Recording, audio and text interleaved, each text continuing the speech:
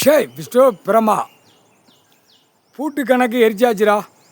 பூட்டு கணக்கு எல்லாமே கடவுளுடைய கணக்கு வச்சு பூட்டி பூட்டி நாசம் பண்ணிட்டான். பூட்டி ஏழநாட்டு சனிக்கிட்ட கொடுத்தாச்சு. வீடு வாசல் பூரா சனி பார்வையில் இருக்குது பூட்டு. அப்போ ஒவ்வொரு வீடு மாளிகை மில்லு தொழிற்சாலை கம்பெனி கார் வண்டி போர்வெல்லர் எல்லா சைக்கிள் எல்லாமே அந்த பூட்டு அப்படியே நொறுங்கி போகும். கால் சத்தியம் சந்தோஷம், ரொம்ப சந்தோஷம். கணக்கு இந்த கணக்கு பிடிச்சதுக்கு கடவுள் பரமசிவன் பார்வதி சந்தோஷம் அண்ணா, ரொம்ப சந்தோஷம். கடல் கொந்தளிப்பு, கடல் சீற்றம், கடலுக்குள்ளே பூகம்பம், நிலநடுக்கம் எல்லாமே இப்போ பூட்டு எரிச்சாச்சில் இப்போ ஆட்டோமேட்டிக்காக இது எல்லாம் நிறையா கொந்தளிக்க ஆரம்பிக்கும். ஏன்னா கடலுக்குள்ளே மீன் வாழ்கிறத பாழாக்கிட்டான். எல்லாமே கப்பல் பஸ்ஸு எப்படி ஓடுது இது மாதிரி கப்பல் மாதிரி உள்ளே விட்டு பூரா பாழாக்கிட்டான். எல்லா நாட்டுக்காரனும் எல்லா நாடு இப்போ அடிக்கிற அடியில் இதில் நிறையா சோழி முடிஞ்சோவான். கப்பல் பூரா உள்ளே போயிடும். கழிச்சதே இப்போ கடல் சீற்றம், கடல் கொந்தளிப்பு, காற்று புயல் எல்லாமே உள்ள இப்போ எடுப்பார். இப்போ எடுக்கையில் அதையும் சேர்த்து அடிப்பார். அடிக்கையில் அப்போ தான் இதுக்கு யார் அப்படின்னு தேட விடுவார். தமிழ்நாட்டுக்கார பேர் சொல்ல மாட்டான், தமிழ் வார்த்தை பேரான்ல. தமிழ்நாட்டுக்கார பேர் தான் மொல்ல மாதிரி முடிச்ச வைக்க கலாணி குய்மை. இந்த கலாணி குய்மனுக்கு தமிழ்நாடு மூலம் குய்மனுக்கு இந்த கண்ணில் கொத்த விடணும். ஆணுக்கு பூரா கண்ணில் கொத்தி விட்டாச்சுன்னா அந்த காய்ச்சல் 8 7 ஓலச்சூடு கணக்கு வெளியே எடுக்கையில் அந்த காய்ச்சல் போகையில் கண் சேல் இழந்துவோம்.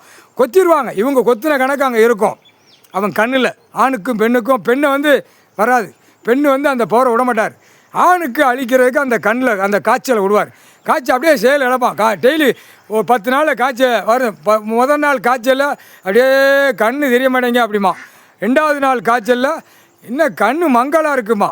3வது காய்ச்சலில் 3வது நாள் என்ன கண் பூரா வலிக்கு அப்படிமா. 4வது காய்ச்சலில் என்ன கண்ணு வலிச்சா உடம்பெல்லாம் வலிக்கு அப்படிமா.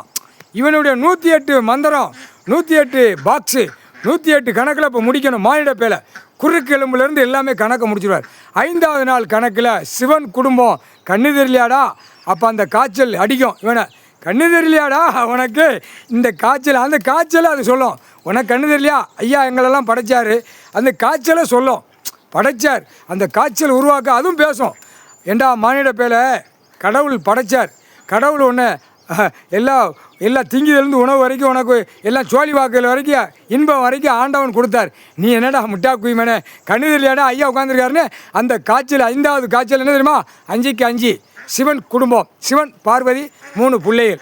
அந்த 5வது காய்ச்சலில் அப்படியே சோழி முடிவான், அப்படியே தடவுவான், அப்படியே தின்னுட்டு அப்படியே கழிப்பான், அப்படியே அள்ளி திம்பான்.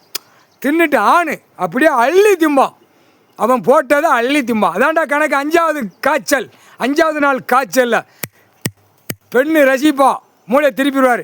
பெண்ணு காலுக்கு மேலே காலை போட்டு அவன் குடும்பத்தார் ஆணை பூரா ரசிப்பான். இப்போ புரியுதா இல்லையா? அதுக்கு தான் திண்டுக்கல் பூட்டு எல்லா கணக்கும் பூட்டி வச்சுருந்தான். அதை பூரா எரிச்சாச்சு. சனி பார்வையில் கொடுத்தாச்சு. சனி பார்வையில் இருக்குது. சிட்டி கிராம வீடு வாசல் மில்லு தொழிற்சாலை கம்பெனிகள் 4 வீலர் 2 வீலர் எல்லா விமானத்துலேருந்து ட்ரெயின் வரைக்கும் அந்த பூட்டு சனி பார்வையில் விட்டாச்சு. இப்போ எல்லாம் பார்வையில் போய்கிட்டு இருக்கு. இப்போ பாரு அவன் குடும்பத்தில் சட்டி வெட்டிலாம் பறக்கும்.